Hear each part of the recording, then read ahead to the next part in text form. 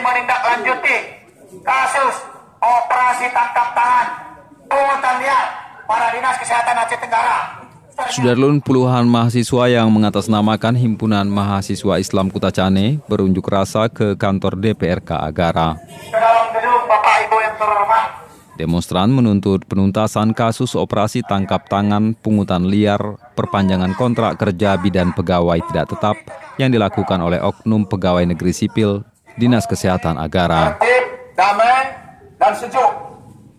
Kita berdialog. Sampai saat ini masih jalan di tempat. Proses hukum belum ditetapkan. Proses hukum belum diproses sesuai dengan amanah undang-undang, Pak. Mereka juga minta dikembangkan kasus tersebut, apalagi mereka memiliki bukti surat pernyataan bidan PTT membayar 4 juta rupiah untuk perpanjangan kontrak PTT, dan mereka juga yakin ada tersangka lainnya. Kasus pungutan liar yang terjadi pada Dinas Kesehatan Aceh Tenggara ini. Nah, dalam hal ini tentunya tuntutan kita tidak lain dan tidak bukan adalah masih tetap pada biasanya, di mana supremasi hukum itu tetap harus ditegakkan oleh penegak hukum dengan setegak-tegaknya.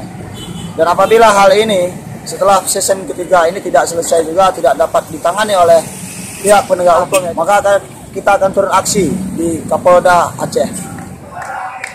Dari Kutacane, Asnawi Lui, Serambion TV. Kami tidak bisa tertib karena ini sudah aksi ketiga dari Himpunan Mahasiswa Islam.